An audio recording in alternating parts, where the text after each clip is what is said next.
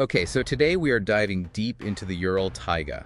It's a part of Russia where, honestly, just the weather can kill you. Below minus 40 Celsius is pretty standard. Absolutely brutal conditions.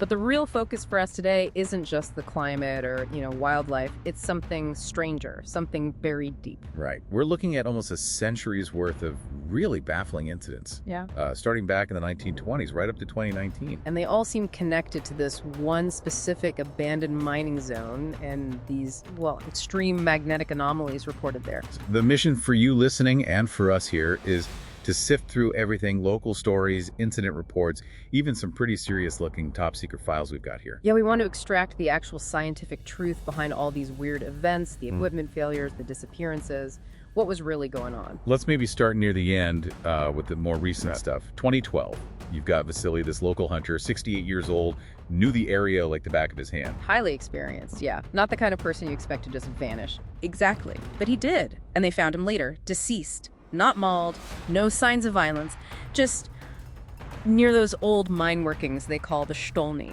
places people avoid. And the official cause was hypothermia, but something felt off, right? He was dressed for the cold. Totally. And this is where it gets weird. The evidence. Right. So his compass, Yeah. the needle wasn't pointing anywhere. It was just loose, spinning freely inside the casing. Completely useless. Just spinning. Wow. Yeah. And he was carrying this thing, a small, kind of heavy metal token. It was marked with 3 letters, KGK. KGK. Okay. And this token. Well, get this. When investigators brought it near other compasses, those compasses went wild too. Started spinning erratically. So the token itself was magnetic or radiating something. It indicated a very, very strong localized magnetic field effect near where he was found, somehow linked to that token. Okay, so that KGK token, that's the thread we follow. That seems to be the key. Yep. Connects Vasily directly to the next big incident in 2015. the geologists. This group shows up with some seriously expensive high-tech surveying equipment. Looked very professional. Ostensibly geologists, yeah. But they were clearly looking for something specific, something old, in that exact same area near the Stolny. And then, poof, they just disappeared. Left everything behind, tents, equipment, all still running. Vanished. But not before broadcasting one really cryptic signal. Someone picked it up. It just said, "We found it. It still works." It still works. Found what? Well, investigators eventually got into a laptop they left behind. And on it, schematics. Yeah. Labeled Directional Field Generator, Project Compass, Top Secret. Project Compass, top secret. So they weren't just mapping rocks. No, they were hunting for whatever the KGK token represented. They were looking for a secret project. Which takes us back, way back. Exactly. The sources we have trace KGK to 1920.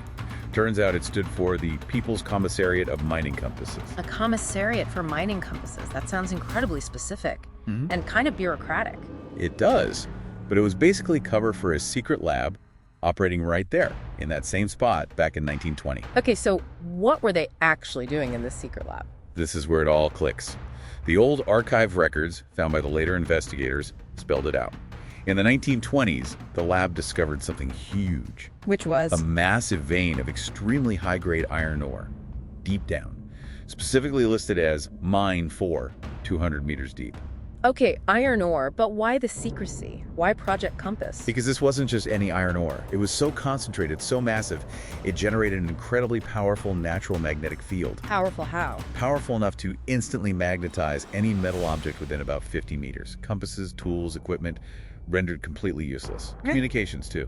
Total failure zone. Ah, so that explains Vasily's compass. And the KGK token likely got magnetized by proximity. That's precisely. Rough. And the 1920s documents show they immediately saw the potential. Not just the ore, but the field. They wanted to weaponize the magnetic field itself. That seems to be the initial angle. The documents mention its potential as a new weapon. The ability to instantly disable enemy equipment or communications remotely. Project Compass was likely about trying to understand, maybe even amplify or direct that field. But they never quite managed it. It seems not. The project eventually faded, the lab was abandoned, but the ore and its field remained until the modern attempts to exploit it.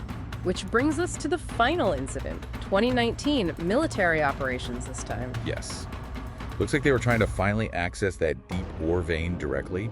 They started drilling. And that went badly, I take it. Catastrophically. Yeah. They drilled right into a large, high-pressure subterranean aquifer.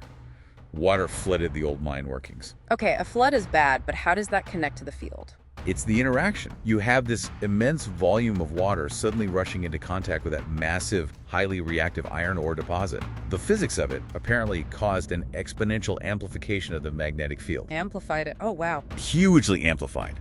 And that surge, combined with the water pressure destabilizing the old, fragile mine structures, it led to what the reports call a critical magnetic and structural failure. Meaning, the whole lower level of the mine just collapsed. Instantly, it sealed off Mine 4, burying the ore, the old lab, everything. Sealed it off for good in the final twist. The magnetic surge. That instant, massive pulse jammed all radio frequencies solid. No distress calls could get out. No rescue communications could get in. The mine became a tomb. So the thing they were trying to exploit ultimately trapped them. Nature just slammed the door shut. Pretty much. The entire mystery, decades of weird sounds people reported, the compasses spinning, the disappearances, the equipment failures, it wasn't ghosts or aliens or anything mystical. It was geology. Powerful, localized geology. Exactly. A massive iron deposit creating a powerful magnetic field, and then human attempts to drill into it, amplifying that effect to disastrous levels. It really underlines that idea in the Taiga folklore, doesn't it? That the land has its own laws, and if you try to take more than you should, you pay a price. Nature basically buried its own secret. It did. The ore is inaccessible now. The KGK's work lost. So wrapping this up, what's the takeaway for you listening? Well, think about it.